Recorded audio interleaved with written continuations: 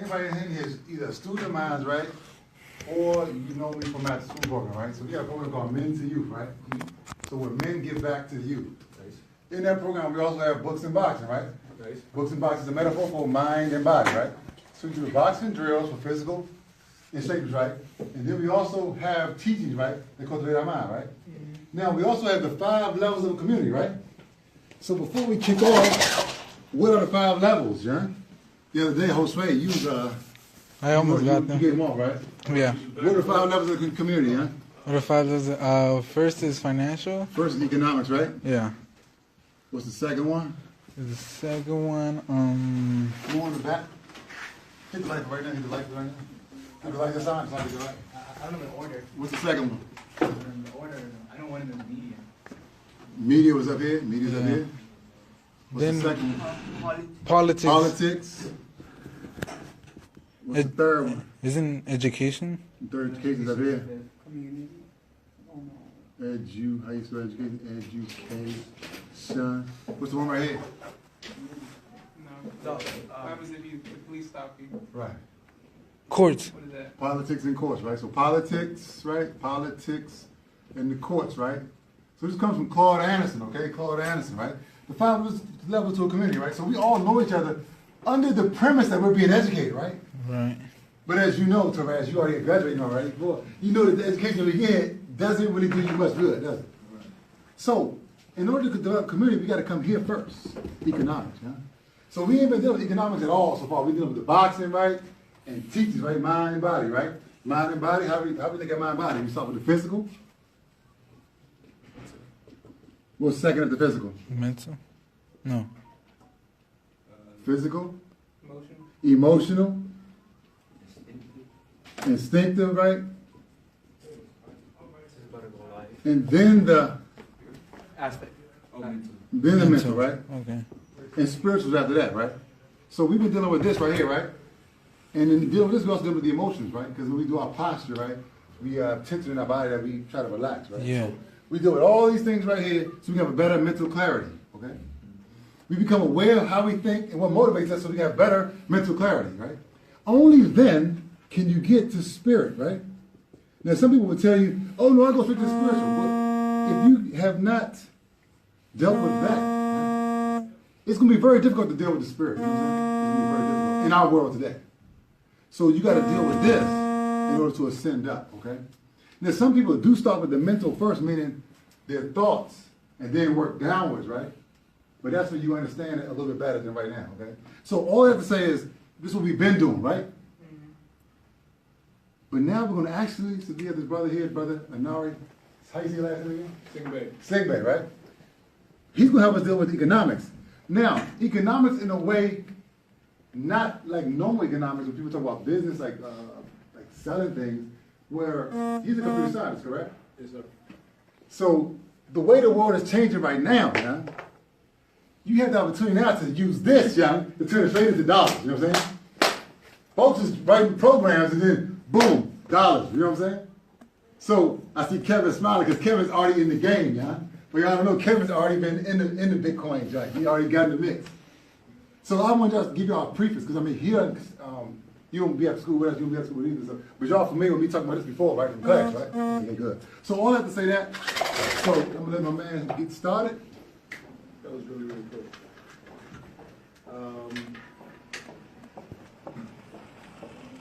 You all are in an awesome moment in time. And I don't know if you'll fully be able to absorb that, for years. Well, maybe, you can actually see the dollars at it. Right. But you're in an awesome moment in time where your economy is pretty much automatic at this point, right? There are things that you're going to be able to do where machines, the world of automation, pretty much take care of your income for you. This is the future that we're moving towards, right? And the one thing that makes that possible is this incredible new technology called blockchain, right? Blockchain is the database, the engine to make it work. You really can't have the two. right? Because Bitcoin is really an incentive that you get for participating in this blockchain ecosystem. So the blockchain is nothing more than an open source database. We all know what a database is. Right. You use Facebook, you use Twitter, you use Instagram. They store your name, your pictures, and all these things in a database, so they'll be able to easily retrieve this information electronically. Okay. Right? Most databases are central, meaning that one location. If this was Facebook headquarters, it'd be packed full of rows and rows of computers that store all that information. Nobody's able to access it. You can't go. You don't even own your own pictures on Facebook, right? With the blockchain, it's an open source database. Anybody can write into this one, but nobody can go back and edit it, right? Now, in order to have this thing actually work, we need everybody or as many people as possible plugged into the system, using your electricity, using your computer to store all these transactions in this public database, right? There has to be a reason that you would do that. You're going to pay that electricity, right? You're not going to tell Pepco, hey, look, you know, I'm doing this for the blockchain, right? So as an incentive for you to do this, you get rewarded with Bitcoin. So Bitcoin in 2008 was introduced via a white paper. October 31st of 2008, the very first white paper was released. A white paper is an academic paper that any mathematician, any engineer, any person of academic stature can go in and say, you know what, this is right, this is wrong, whatever. So anyone on the planet can challenge the concept of Bitcoin mathematically. And not a single engineer, not a single physicist, not a single person of academia has come out and said that this isn't going to work. So regardless how smart you are, regardless how smart I am, there are people out there way smarter than me, and I'm going to go with what they say when it comes to this particular technology or things I don't fully comprehend, right? I'm not going to argue against scientists about global warming. You know your stuff, right? So, knowing this, I got a little bit curious, looked into it. You can Google Bitcoin white paper or go in there and read it yourself, right? You may not get the math. Chances are you're not going to get the math, right? But at least you know that this, in principle, is something that you can look at, and it has been confirmed by piles and piles of people all over the world, right? So when the second Bitcoin white paper was released in just January 3rd of 2009, actually that's when the official Bitcoin blockchain itself, the Genesis block, was released, maybe around those dates.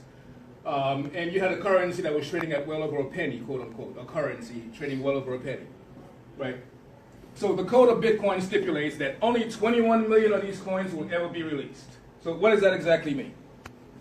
If I wanted to buy that hoodie from you and you said 20 bucks, I'm like, all right, cool, I got that. Let me send it to your PayPal. We need that PayPal to verify that I have that 20 bucks and the 20 bucks isn't fake. And as a result for doing that, they collect their 3% transaction fee, 5%, whatever, right? On the blockchain ecosystem, when I send you that 25 bucks equivalent in Bitcoin, it's encrypted with a key. Miners, the computers, now have to race to try to crack that key. The very first one to crack that key, it's a little bit more complex than this, but I'm just giving you just a basic understanding. The first one to crack that key proves the transaction actually happened, and they're the ones that get rewarded with what would have been that 3% transaction fee that would have went to PayPal and so on, right? So I buy that hoodie from you, you say 25 bucks, I send it to you in Bitcoin, I'm going to end up paying 25 bucks and 7 cents, 26 bucks, 27 bucks, whatever the transaction fee is at the time. If your computer, well maybe not yours because I'm buying it from you, your computer, anyone's computer in here, if your computer is the one that solves that transaction, you get rewarded with Bitcoin. So just for leaving your computer running 24/7, you're earning Bitcoin. That is really freaking cool. Right? You're literally turning electricity into money. And for some of us, if you're in Latin America, if you're in Africa, you're going to be able to turn sunlight to money via solar mining. Or if you're in an area that has, plenty of water, you'll be able to use hydroelectric electricity. Or if you're in, you got wind turbines everywhere, you'll be able to use that. But the act of actually producing an income for yourself now is just, it's natural, right? Mm-hmm. The very, very cool thing about this Bitcoin technology is Anybody can play with it. You can Google Bitcoin source code, go to GitHub, and actually look through the source code of Bitcoin. You may not understand it, you may not get it, but if you're curious enough to be here, so you're going to freaking love it, right? Now, if you wanted to copy that and make your own version, you want to call it whatever it is that you want to call it, change the math a little bit. Bitcoin has 21 million coins, yours might have 10 million coins, yours might have 100 million coins, but you're able to create your own version of Bitcoin if you want to. So for the first time in human history, anybody can contribute their idea to whatever monetary policy you think the world needs. Right? I'm from Sierra Leone. That country is not going to have a capable currency for the next gazillion years, left in their own hands. Right? But someone like me, someone like you, a 13-year-old, anyone with a computer can just say, you know what, let's wipe that out real quick. Let's start over. It's a few lines of code, we'll create a new currency. Stop playing. Right? Yeah. And even if you don't want to do it on a country scale, your neighborhood, your community, whatever, you can create a currency that only your block can use if you wanted to do that. Right? So, in line of anybody can now create a currency, you have some really, really cool technologies that are now being built on top of this blockchain ecosystem. You have Ethereum, right? Ethereum is pretty cool. It allows you to write code on top of money. So you can say, I'm going to loan you 20 bucks, but I want that 20 bucks to come back to me in 30 days at 20% interest, maybe not 20%, 2% interest taken from this account. And regardless if we're dead or alive, that contract is going to execute and I'll get my 20 bucks back. Right? So this takes us into the world of smart contracts. I can do business with you without going to a lawyer, without having to worry if I'm going to get paid back. We'll put that in code. Regardless if we're dead or alive, that contract is going to execute. Right? So moving forward, for you young people, your world is going to run according to smart contracts. The self-driving cars that are about to come out will all operate according to smart contracts. You leave the house, you want to securely turn your lights off, you want to send your light switch to, maybe a 1 cent transaction in a variation of a cryptocurrency to turn it off. That's a smart contract. Right? There's nothing that you're going to be able to do where blockchain is not going to play some part in your life moving forward.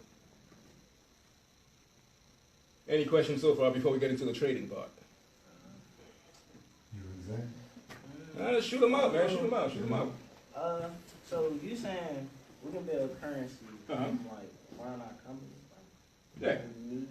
Well, so if you wanted to copy the code of Bitcoin, you can definitely do that. That's the more complex way to do that, right? Group of y'all can come together over the weekend and just nerd out and see if you can actually copy the code of Bitcoin or a variation of other cryptocurrencies, right? But the easiest way to do it is going to be on top of Ethereum. Right, Ethereum, you can literally write a 10-line code for a cryptocurrency that you're going to create. You enter how many coins you want in supply, what the name of it is. If you wanted to create a Bladensburg High School coin, you could do that. And see, and this gets into, because I was talking to my sister about this, I was like, see, the money, control of your own money, then begins to have you be your own person. That's the beginning of freedom. As long as you have to use somebody else's standard for anything, you're not really free. We don't realize that yet, because you're just trying to graduate, you're trying to get a job. You realize we start working like there's something more to this, right? Now imagine we make a deal, right? Where we say we're gonna spend our coin with Walmart on the street, the gas is right there, right? So then we get a discounted price because the coin that we create, we promise that we're gonna give them a certain amount of business. Understand what I'm saying?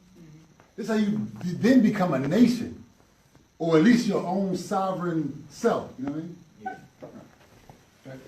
But I'm getting goosebumps right now. This is pretty cool, man. Right? Everybody in this room could literally in a couple of days get together and run Bladensburg High School if you wanted to. Like over a weekend, we can create a coin that you can just use amongst each other. You start using amongst each other. Is 10 to 11 people in here. You say the coin has 100,000 in supply. Each of you have 10,000 each. As soon as other folks start participating in this economy, then your 10,000 is only going to grow in value. Easily. College paid for in a month. Right. Right. So now, if you're new to the blockchain space, it's cool that you want to get in. You're hearing about the profits. That's fine and dandy. the very first thing that I advise is you get in your mind how much in Bitcoin, Ethereum, Litecoin, or whatever it is that you just want to set aside and bury for 2 years. You're not going to touch it for 2 years, right? It's only going to grow anyway. It started at zero, at a fraction of a penny, and now it's 17,000 bucks. So no one who's ever held Bitcoin has lost money. No one who's ever held a variation of a cryptocurrency that didn't, go out of business has lost money. So if you bury Bitcoin right now, that it's $17,000, chances are in 3 years, in 5 years, it's going to be 2 or 3 times that. Right? That's just the way the math works, and it's not me saying this. It's people, again, way smarter than me saying, if Bitcoin acquires just 5% of gold's market cap, Bitcoin is a $50,000 coin. And that's just 5% of gold's market cap. Right? So just bury it in the backyard. Forget about it. You're not going to touch it for quite some time. Right? Y'all are young, so if you decide you're not going to touch it for 30 years, you're good.